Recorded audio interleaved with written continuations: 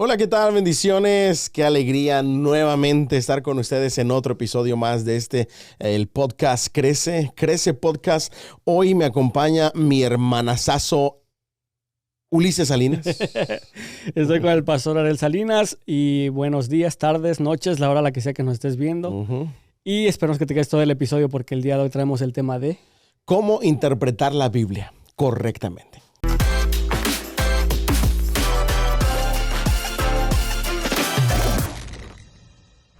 Ok, y vamos a darle entonces, pastor, porque la cosa de este tema nace porque, ¿te acuerdas que te estaba diciendo como 2 episodios atrás? Ajá. Que vi acerca cómo algunas personas decían, incluso hay varios videos que dicen, los protestantes le temen a esta pregunta. Y hablan acerca de que como si un concilio católico fue el que canonizó las primeras partes de las escrituras, que entonces cómo nosotros creemos o adoptamos eso. Bueno, no. De hecho, el primer canon de las escrituras del Antiguo Testamento lo hizo por ahí de Esdras.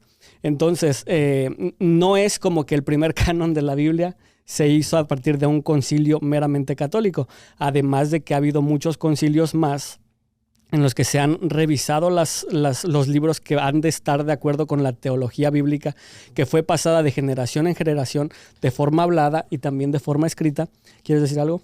Ajá, ciertos concilios también para llegar a la posición cristiana de ciertos esenciales dentro del credo de la iglesia, ¿verdad? Exactamente. Que mientras iban saliendo herejías, tenían que hacer concilios para decir, ok, esto es lo que creemos acerca de Cristo y la persona de Cristo, por ejemplo, ¿verdad? Y no eran concilios meramente católicos, eran concilios que comprendían protestantes, católicos, que los protestantes nacimos un poco después de Martín Lutero. Sin embargo, desde antes ya había ciertas corrientes que no estaban meramente 100% de acuerdo con el catolicismo. Correcto, vemos 2 líneas. Vámonos desde el principio. Tenemos a Jesús, sus discípulos, los apóstoles y los discípulos de los apóstoles, ¿verdad?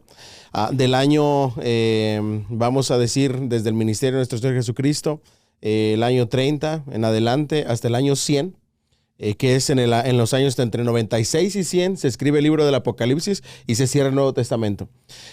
Desde el año 100 hasta el 300, nosotros en la historia de la iglesia le llamamos la época o el periodo de los padres de la iglesia. Ahí es donde vemos la mayoría de estas posiciones en cuanto a los esenciales, ¿verdad? Luego viene la unión de la iglesia con el Estado a través de Constantino del año 300 en adelante, y ahí viene la depravación de la iglesia históricamente. ¿Por qué? Porque ahora cualquier persona tenía que hacerse llamar cristiana para ejercer poder político. Y ahí entra y se infiltra el paganismo en la iglesia. Entonces ahora vemos el poder político de iglesia y la rama de los verdaderos cristianos con la sana doctrina a quienes se les catalogaba como herejes. Los que estaban depravando con dogmas y no con doctrinas reales de la Biblia. Y de ahí vienen ciertos concilios que se empiezan a hacer por estas diferencias. Y ya nosotros llegamos hasta el 1517 con Martín Lutero, los protestantes, que ya vino la reforma de todo el caos que se estaba viviendo en la iglesia tradicional con la construcción de la Basílica de San Pedro en Roma y toda la recaudación de fondos a través de la venta de indulgencias, que ese fue como que la gota que derramó el vaso, ¿verdad? Exactamente. Y para esto, pues ha habido diferentes concilios: concilio de Nicea, concilio de Trento, concilio de Roma. O sea, no ha habido un solo concilio, pero en estos concilios es en donde se decide básicamente qué partes de las escrituras, como decía, van de acuerdo con la tradición oral y escrita que ha llegado hasta ese tiempo, y después se revisa y se revisa y se revisa. El último, que es el que más auge tuvo, o el que más se conoce entre la gente, fue el Concilio de Trento. Este Concilio de Trento, simple y sencillamente, ya existían incluso hasta países que eran protestantes y países que eran católicos, y había incluso guerras entre países cristianos contra países católicos, etcétera. Es una historia muy, muy, muy grande, pero muy interesante si un día la quieren estudiar. Obviamente nosotros no les podemos dar aquí historia total en 15 minutos. Pero si ustedes quieren irse al otro canal, al canal de nuestra iglesia, Iglesia Cristiana Elevation Point, se van a Playlist y van a encontrar una pestaña que dice Historia de la Iglesia o Historia del Cristianismo. Y empezamos desde hasta la época moderna, ¿verdad? Exactamente, si alguien quiere irse para allá. Entonces, Ahora dices, ¿y cómo interpretamos las escrituras correctamente? Bueno, hay ciertas reglas que se tienen que aplicar, que no es simplemente de llegar y como piensan algunas personas, pararte en un altar, leíste 3 versículos anteriormente y dijiste, pues yo entiendo esto. Y ahí lo voy a desglosar, ¿no? Sí. Eso es lo que yo entiendo. Para mí significa esto. Exactamente. Que ese es el error más grande, ¿verdad? Y ahora que quede claro, men, que sí hay ciertas incluso denominaciones cristianas evangélicas o protestantes. Ajá. Que lo hacen. Eso que quede muy claro. No estamos diciendo que no, ¿ok? Sí lo hacen, sin embargo, ¿es correcto? No es correcto. No es correcto. ¿Por qué? Porque, por ejemplo, es que, por ejemplo, yo crecí en un país latinoamericano, ¿no? México, en este caso. Hay muchos lugares, men, en donde, déjame te digo por qué. Tristemente, algunas personas que no tuvieron suficiente estudio, pero se sienten que tienen un llamado al pastorado, ejercen el pastorado sin estudiar a profundidad la Biblia. Diría yo, ¿está mal? No lo veo mal porque no están predicando herejías, ¿me entiendes? No están predicando. Muchas veces se basan en el mensaje cristocéntrico de que Jesús vino a morir al mundo y sus prédicas así se van casi siempre. Uh-huh. No lo veo tan mal, en verdad. Ahora, ¿qué es el debiera ser? El deber ser. El deber ser es yo debería estudiar, aunque sea unos cursos en YouTube de teología, de interpretación bíblica, de hermenéutica, de lo que sea, para entender que, por ejemplo, nosotros que tratamos se me fue la palabra, de las escrituras, de interpretar las escrituras correctamente, nosotros seguimos ciertos pasos. Uno de ellos, y vamos a lo más general, las reglas generales, el contexto histórico, por ejemplo, contextualización, considerar el contexto histórico, cultural, literario del texto y saber a qué es a lo que se está refiriendo. La unidad, muy importante. ¿A qué se refiere esto? Nosotros siempre decimos, la Biblia se interpreta a sí misma. Ajá, ¿qué es la primera regla de interpretación? Ahora déjame te interrumpo ahí. Tú empiezas con el yo lo voy a poner ahorita en el orden que a mí mejor me favorece. Dale. Para enseñarlo, ¿ok? El primer paso, un análisis teológico. Entender la teología del escritor. Su mente y su corazón, su entendimiento, su inspiración acerca de Dios, ¿ok? Entonces, ya que tienes ese análisis teológico, la primera regla, como bien tú decías, la regla es su propio intérprete. La Biblia es su propio intérprete. Esa es la primera regla de la hermenéutica. Después de ahí es un análisis teológico. El número 2, a mí me gusta más el número 2, ese que tú decías, un análisis histórico-cultural. Es decir, ¿qué era lo que entendían las personas a quienes se les escribió? ¿Qué era lo que estaba escribiendo en ese momento de la historia, en esa cultura, la persona que escribió? ¿Por qué? Porque si nosotros no entendemos la historia y la cultura, no vamos a entender el pasaje. Por eso fue tan importante en el otro canal en Seminario Bíblico, un curso que dimos de usos y costumbres en tiempos bíblicos. Y ahí conocimos muchísimas cosas de la historia y la cultura que nos llevaron a una comprensión mejor del pasaje. Y ahí, en eso que estás diciendo acerca del contexto histórico, me gustaría mucho que dieras el ejemplo, porque hay muchas iglesias en Latinoamérica que dicen que es súper pecado para una mujer pintarse o usar pantalón. Y si tú miras el contexto histórico y cultural de a qué personas iba dirigida ese versículo bíblico, se refería a... Deuteronomio dice, no vestirá el hombre ropa de mujer, ni la mujer ropa de hombre, porque abominación es para Jehová. Entonces, cuando tú lo entiendes en nuestra cultura, tú dices, bueno, antes, ¿verdad? Ahorita ya cambiaron mucho las cosas, pero las faldas eran para las mujeres y los pantalones para los hombres. Entonces se prohíbe todavía en algunas iglesias el uso del pantalón. Ahora, vamos a interpretar correctamente ese versículo. Vámonos al momento en que se escribió, la historia, la cultura, y ambos utilizaban túnicas. Exacto. ¿Verdad que sí? Solamente que los bordes y el corte de la túnica del hombre y los colores eran totalmente diferentes al borde, el corte y los colores de la túnica de la mujer. Entonces, ahora eso, todavía no vamos a llegar ahí, pero esa interpretación de lo que ya conocemos, hay que trasladarlo a la época del día de hoy. Esa se le llama aplicación. ¿Verdad que sí? Ahora, ¿cómo lo aplicamos? Que la mujer no se ponga pantalones y camisas que son diseñadas con corte, con estilo para hombres y viceversa. ¿Por qué? Porque si yo veo a un hombre con un pantalón de mujer y una blusa de mujer, va a ser afeminado. Esto, y viceversa, ¿verdad? y esto causa muchísima controversia. Y eso es abominación. Sí, esto causa demasiada controversia entre denominaciones, incluso de cristianos mismos, porque hay unos que dicen que literalmente yo escuché a una mujer que decía que ella había viajado al cielo, que literalmente Dios la llevó al cielo. Sí, y que todos las que usaban pantalones se van a ir al infierno, exacto, ¿verdad? Y que también las que se pintaban y usaban aretes, man. Oh, imagínate. Pero escucha esto, después escuché otro testimonio de otra persona que decía que también fue al cielo, que esto es muy dado entre una denominación específica que se llama pentecostales. Sí. Los pentecostales son muy dados a creer en esas cosas que después hablamos en otro episodio de esto, pero la otra persona decía totalmente lo opuesto, man, que Dios le había mostrado y que le dijo que le dijera a su pueblo que no se iban a ir al infierno por usar pantalón o por usar aretes o por pintarse. Entonces, si lo escucha una persona que no sabe ¿a quién bien, le hago caso? Exactamente. O pueden decir, oye, pues si el mismo Dios las llevó al cielo y les dijo cosas totalmente contrarias, entonces Dios se contradice, lo cual no es así. Simple y sencillamente hay veces que la gente, con tal de llegar a las masas o llegar a dar conferencias y verse como grandes personas, inventan historias que tristemente muchas personas le creen. Pero ahorita, pastor, me gustaría que nos fuéramos más bien de acuerdo a tu manera que tú siempre lo haces. Porque, por ejemplo, yo ahorita les iba a dar las reglas generales a como yo lo investigué.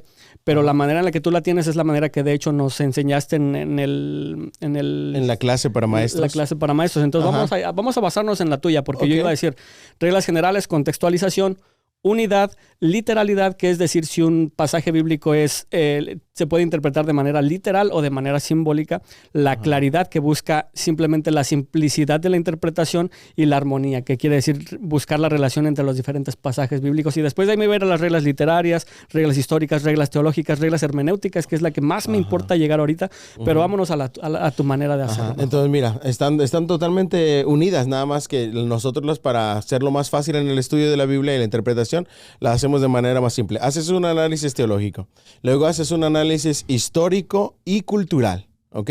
Y comienzas a estudiar la fecha, el escritor, el background, la biografía, toda la historia de la iglesia, quien se envió la carta, el escritor, todo lo relacionado a historia y cultura. ¿Eso dónde lo investigo, pastor? Es sencillo. Tú tienes una Biblia de estudio y usualmente te dan el contexto histórico. Te vas a un comentario bíblico y en la introducción te dan todo el contexto histórico. Te vas a un diccionario y estudias la persona que escribió y a qué lugar se escribió, qué carta era, etcétera. Y entonces te dan el contexto histórico. O sea, en pocas palabras, si quieres interpretar un pasaje bíblico, porque además de eso, a veces la gente interpreta de a versículo específicamente sin saber que en la parte de atrás trae todo un contexto. Lo ideal sería que leyeras todo el pasaje bíblico y que tuvieras una Biblia de estudio, primero. Segundo, un diccionario bíblico. Tercero, un comentario bíblico, para que de ahí tú puedas sacar la mayoría de información totalmente fidedigna de gente que duró años. Es más, su vida entera la dedicó a esas cosas. A una obra literaria. Y si tú alcanzaras un poquito más, pues una enciclopedia bíblica, que es como un diccionario, pero así, más grande. Es amplificado. En vez de un diccionario, una enciclopedia. Exacto, una enciclopedia, ¿verdad? Entonces, después de ahí nos iríamos al análisis léxico-sintáctico. Ahí entra un diccionario interlineal o un comentario del griego y el hebreo, porque yo no hablo hebreo, pero no hablo griego. Pero el interlineal, explícales qué es. El interlineal es que viene palabra por palabra en griego y en castellano. O sea, la traducción. La traducción literal. Exacto. Palabra por palabra. O sea, por ejemplo, si un versículo bíblico dice, de tal manera amó Dios al mundo, quizás en el original no estaba así, sino Dios amó al mundo de tal... Por ejemplo, es un simple ejemplo. Y te va diciendo palabra por palabra. Entonces, ¿qué pasa? Después de ahí, te consigues un diccionario y empiezas a estudiar las palabras claves del versículo para saber su significado. Por ejemplo, hoy, en estos días, en una predicación yo decía, en el camino de Emaús, el Señor le dice a los discípulos insensatos. Eso significa faltos de conocimiento, faltos de comprensión de la palabra. Pero no es la misma palabra griega que se utiliza en Mateo para decir, no le puedes decir insensato, necio o fatuo a tu hermano. Porque en esa palabra griega específica se refiere al corazón, a la dureza del corazón. Y acá en los del camino a Emaús se refiere a simplemente falta de conocimiento intelectual. Entonces ahí las palabras te ayudan para poder conocer qué es lo que quiere decir el escritor. Ahora, si te vas a literatura apocalíptica o poesía, pues ahí ya se utiliza a lo que le llamamos hermenéutica especial, que es lo que tú decías. Hay que interpretar los símbolos, los dichos, el pensamiento judío en cuanto a poesía, que no es lo mismo que lo nuestro. Y después de ese análisis léxico-sintáctico vendría el que tú dices que es el análisis contextual. Todo lo que hay antes del pasaje, después del pasaje, capítulos, libro entero, Biblia entera si es necesario para poder tener esa unidad bíblica. ¿Okay? Y mira, sorry que nos vamos a alargar en este episodio específicamente unos 5 minutos más porque me interesa mucho que hablemos de la hermenéutica, porque la hermenéutica es una de las cosas que hace que la gente crea a un predicador cosas que a veces no están bien interpretadas. ¿Por qué? Porque la hermenéutica es el arte de interpretar algo, básicamente. So, una vez que una persona está interpretando un versículo bíblico y la interpretas de acuerdo a tu manera de que creciste, o sea, tu cultura, la interpretas de acuerdo a tu manera de ver las cosas, o sea, tu idiosincrasia, y la interpretas de la manera que tú quieres, o sea, literal, a lo que tú entiendes. No. Estamos en graves problemas, man, y eso es algo que yo personalmente sí me gustaría que, por ejemplo, que se compartiera este episodio, man, con gente que está hablando enfrente de gente y que a veces dicen simplemente lo que ellos quieren porque así lo entienden, pero no debería de ser así. Incluso yo una vez te dije a ti, man, deberíamos de buscar una manera de hacer tipo en mi mundo ficticio, sí. En mi mundo ficticio te dije, deberíamos buscar una manera de hacer un tipo concilio que se basen en esas reglas. Cualquier persona literalmente que quiera pararse enfrente de personas a interpretar la Biblia, porque no existe nada así en el mundo, man. No existe en el mundo cristiano, y por eso es que cualquier persona se sube y engaña a otras personas porque son ciegos guiando a ciegos.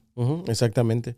Y es que es un problema, Ulises, porque te encuentras y escuchas con cada cosa de predicadores o pastores que no está en la Biblia. Ahora, hay ciertos errores como los que tú decías, lo que significa el texto para mí jamás. Y hay otro error que yo estoy notando mucho, Ulises, que se llama sensus plenior. Oh, sí. Sensus plenior es darle un significado más amplio o un sentido más profundo y simbólico a algo que debe de interpretarse literal. Ahí entraría la numerología, por ejemplo. Ajá, exactamente. De la numerología es... Y hay una pastora que se ha metido mucho en eso, que no debería llamarse pastora, Lisney DeFont, algo así se llama. Habla mucho acerca de brujería, de numerología, de astrología, de un montón de cosas que cuando tú le escuchas haz de cuenta que son el vocabulario de un chamán, diciendo que ella tiene más conocimiento. Pero cuando tú ves la Biblia, en cualquier tema de esos, lo único que puedes ver es sensus plenior, pero a flor de piel, dándole significados simbólicos a palabras que no son simbólicas, que son literales. Y después vamos a hacer por nombre otro episodio de pastores que sí recomendamos nosotros que escuches, y predicadoras y pastores que no recomendamos que escuches. Exacto, y es que fíjate, para la gente que ya nos está escuchando, quizás si sea fan de la pastora, Ajá. que en realidad debería ser llamada predicadora, Lisney DeFont, ella dijo algo que a mí literalmente me voló la cabeza, que fue cuando lo que me platicaste de que del liderazgo de Jesús, ¿cómo fue? Oh, sí. Ajá. Nada más platicarles y nos vamos. Estaba bajo autoridad y que tenía que estar bajo cobertura y que tenía que estar sujetándose a un rabino que le dio la oportunidad de hablar en la sinagoga, de enseñar en la sinagoga, porque tenía que estar bajo autoridad, y que por eso lo bautizó Juan, que porque tenía que estar bajo autoridad. Ellos hablan mucho de paternidad, cobertura espiritual y estar bajo autoridad territorial. ¿Ok? Y son términos que se están utilizando mucho que no tienen sentido, te lo digo de verdad. Y no tienen sentido, y encima de eso muchísima gente... Grítame. Sí, se lo creen y wow, yo no lo había visto de esta manera. Pues no, si no lo habías visto de esa manera, mejor te hubiera sido no haberlo visto de esa manera. Y luego si ves el video donde dice que la salvación es 60% gracia y 40% obras, Peor todavía. Imagínate, estás rebajando la gracia y el sacrificio de Dios hasta el 6. Contradiciendo a Pablo. Ya no es perfecto el sacrificio. Ya no. Ya literalmente es nada más 6. Exacto. Entonces, eso. Y luego lo de Jesús, yo me imagino que lo dicen, está bajo cobertura y bajo paternidad para que, entonces, yo soy tu cobertura, yo soy tu paternidad. ¿Ves? Se escucha bien bonito, ¿eh? Se escucha bien bonito. Así que tú tienes que someterte a mí porque Jesús mismo estuvo sometido bajo autoridad.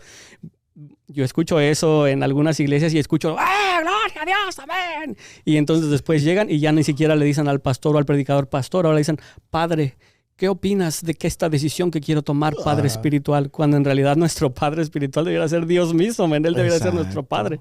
El único al que deberíamos de llamarle padre en general. Pero bueno, es parte de cosas que vamos a ir más adelante. Y luego ojalá. Si te vas al extremo de la manipulación, que hay otro.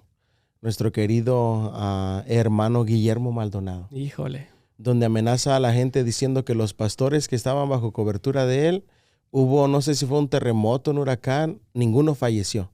Pero todos los que no tenían cobertura, nuestra, se murieron. Imagínate, es llegar a unos puntos bien te vas a un extremo terribles terrible. de ego, de ego literal. Sí. Pero bueno, no vamos a seguir hablándoles más de este tema por ahorita. Simplemente hay que interpretar la Biblia correctamente a manera de conclusión. 4 pasos sencillos.